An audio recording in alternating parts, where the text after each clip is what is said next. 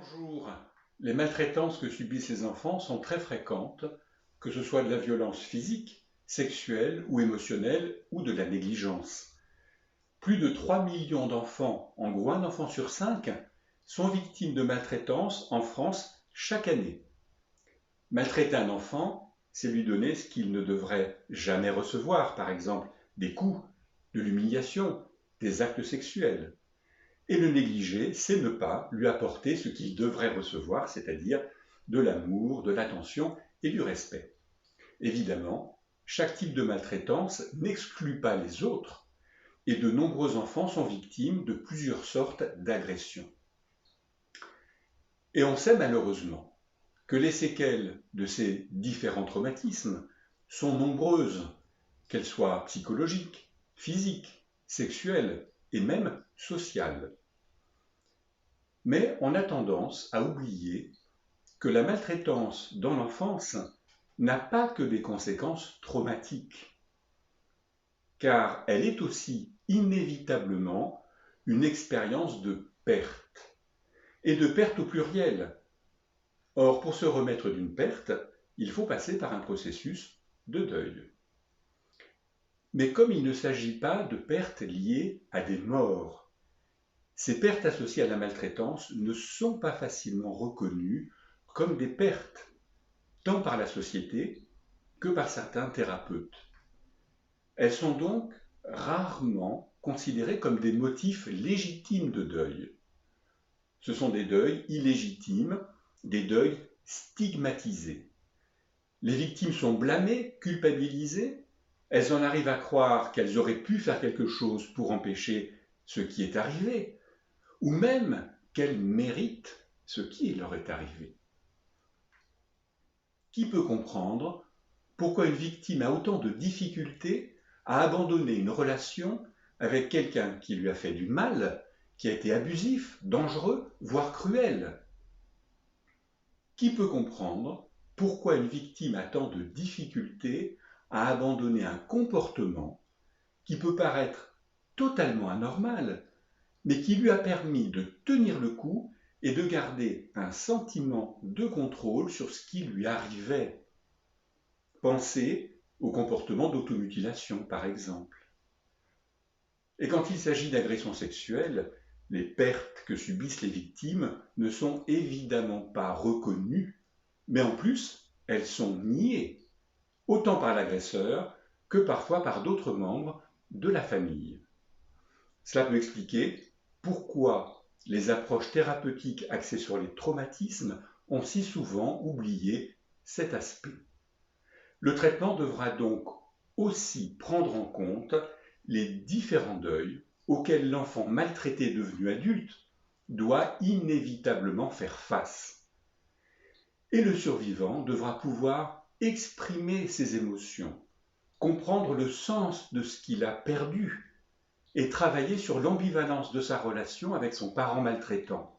Tout cela pour arriver à s'attacher de manière plus saine à de nouvelles personnes. Ce travail de deuil ne pourra être entrepris que si le survivant peut supporter de travailler sur des expériences émotionnelles très douloureuses. Mais identifier ces différentes pertes représente peut-être l'aspect le plus difficile et le plus douloureux de la guérison. Car cela oblige la personne survivante à reconnaître qu'elle a reçu dans son enfance moins que ce qu'elle aurait dû recevoir.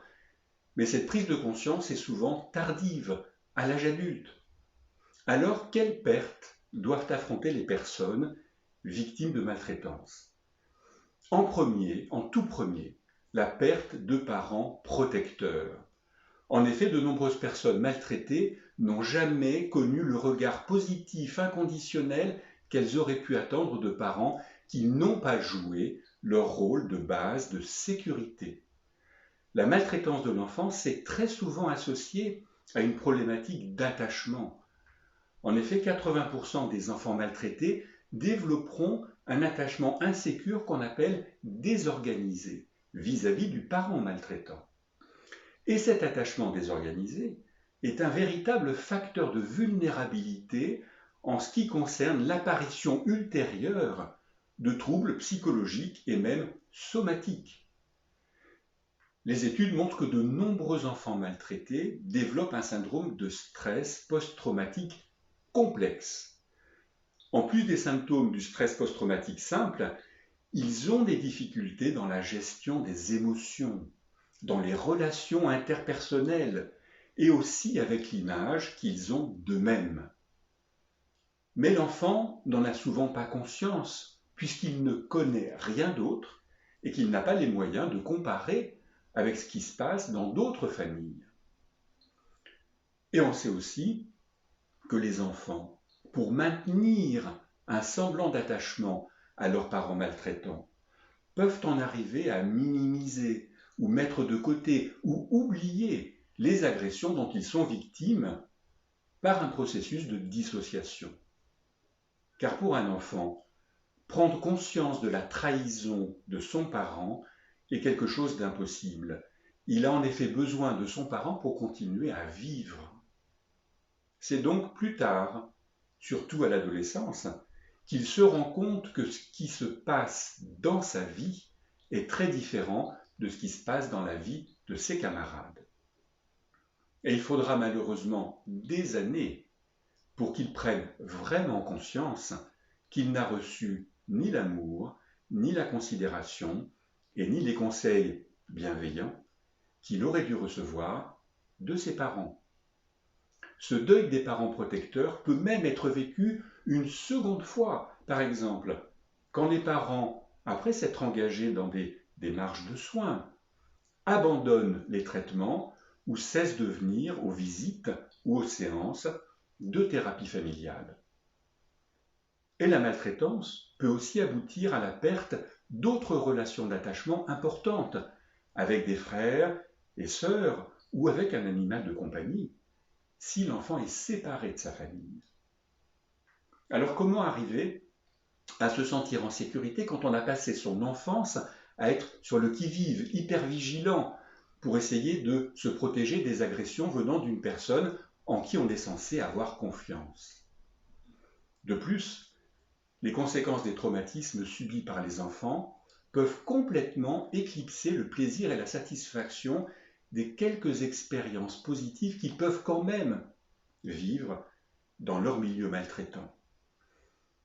Et on sait que les agressions et la négligence empêchent les enfants de s'engager pleinement dans leur environnement et de s'ouvrir aux autres, ce qui réduit inévitablement leur satisfaction et leur plaisir d'enfant. La prise de conscience à l'âge adulte d'avoir été dépossédé de ces expériences normales de l'enfance confronte le survivant à un deuil supplémentaire. Mais comment faire le deuil de ce que l'on ne connaît pas? Des choses manquent, des choses qui ne sont pas là, mais qui auraient dû être là, sans vraiment savoir ce que c'est. L'attachement qu'un enfant maltraité peut avoir vis-à-vis de la personne qui s'occupe de lui et le maltraite maintient malgré tout sa capacité à établir des liens humains. Et pour lui, mieux vaut un lien maltraitant que pas de lien du tout. Mais l'enfant, dans ce contexte de maltraitance, construit dans son esprit des modèles relationnels qui deviendront problématiques dans ses relations à l'âge adulte. On sait que les survivants de maltraitance ou de négligence vont choisir plus souvent des relations avec des personnes peu fiables, indisponibles, voire maltraitantes. Car ce type de relation correspond à ce qu'ils connaissent depuis toujours. Et dans les relations qui pourraient être soutenantes, ils peuvent en arriver à rejeter ces ouvertures car elles ne correspondent pas à ce qu'ils ont reçu de la part de leurs parents. Donc, fuir une relation toxique ou éviter une relation saine, le résultat est le même. C'est l'isolement relationnel, la solitude affective et l'absence d'intimité. Au maximum, les survivants peuvent se sentir totalement étrangers, hors normes, exclus de la société. Le survivant aura donc la tâche de développer des relations nouvelles, différentes, pour construire de nouveaux modèles relationnels alternatifs, plus positifs, qui contiennent le respect et le soutien mutuel. Par ailleurs, les enfants maltraités n'arrivent pas à développer de bonnes capacités à réguler leurs états émotionnels. C'est l'une des conséquences les plus importantes de la maltraitance. Et comme ils ne peuvent pas s'apaiser seuls, ils en arrivent plus tard à utiliser des solutions pour s'adapter qui sont souvent autodestructrices, que ce soit l'automutilation, les drogues, l'alcool ou la nourriture, entre autres. Évidemment, cette difficulté à gérer ces états émotionnels contribue aux difficultés relationnelles, car elle ne permet pas de résoudre les problèmes et les conflits de manière satisfaisante. Apprendre à réguler ses émotions est donc indispensable pour entretenir des relations saines, mais aussi, je le rappelle, pour être prêt à s'engager dans tous les processus de deuil nécessaires pour se libérer progressivement de l'influence du passé. Même en vieillissant, les survivants gardent souvent une mauvaise image d'eux-mêmes, souvent celle qui leur a été imposée par leurs agresseurs. Ils sont mauvais, méchants, sans valeur. Et la prise de conscience de toutes ces pertes risque bien sûr de renforcer un sentiment de honte, comme si ces pertes venaient confirmer leur peu de valeur.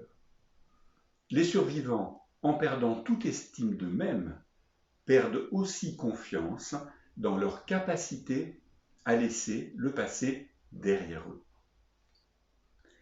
Une perte à laquelle on ne pense pas toujours est celle de toutes les opportunités éducatives et professionnelles ratées, du temps perdu et de l'impossibilité de le rattraper. La mauvaise image de soi, l'absence de sécurité suffisante, le temps passé à se protéger et à survivre entraînent inévitablement la perte de nombreuses opportunités, notamment pour jouer, grandir, se développer, apprendre, étudier, s'insérer professionnellement et faire des rencontres épanouissantes. En effet, le temps qui n'a pas été disponible pour vivre tout cela est perdu et ne sera jamais rattrapé. Et si les sentiments de colère, de ressentiment et de tristesse sont compréhensibles dans cette prise de conscience, y rester ne fera qu'ajouter à la montagne d'heures perdues accumulées au fil des années.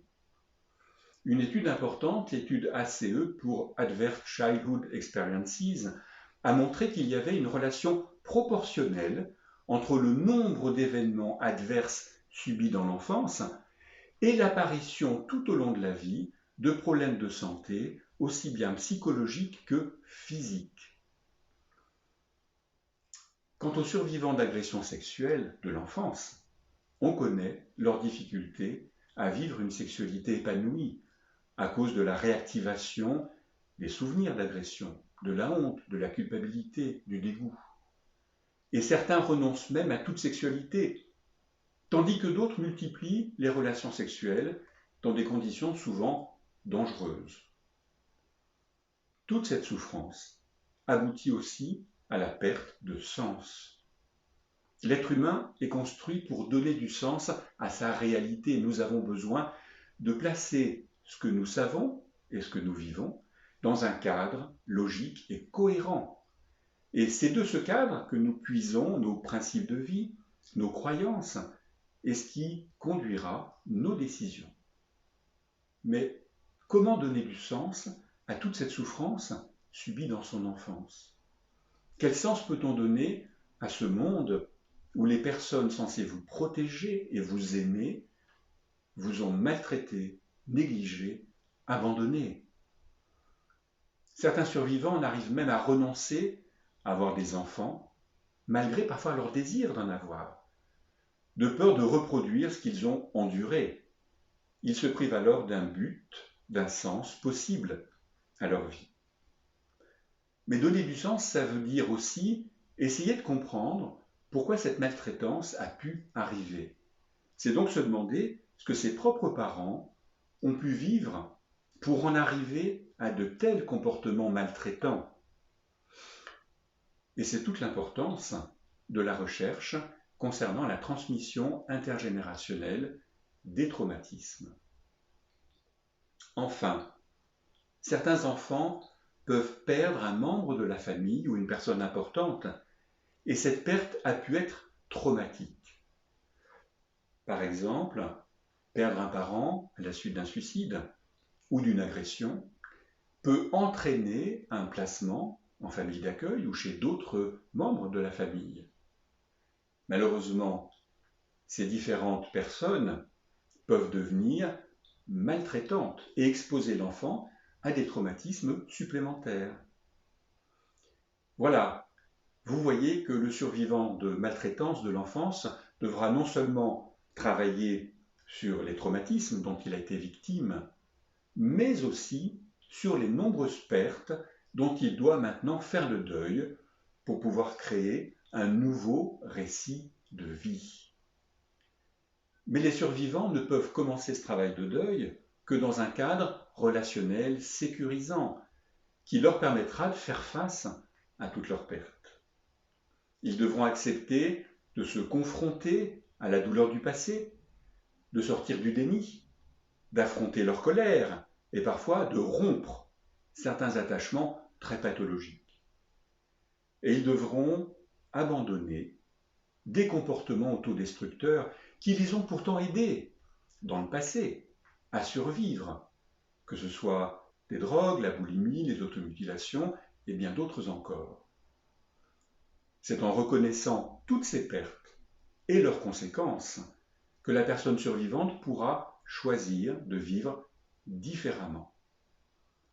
Mais même si la clé de la guérison est de trouver la capacité de s'attacher d'une manière saine, il lui faudra aussi affronter la peur de perdre ce nouvel attachement.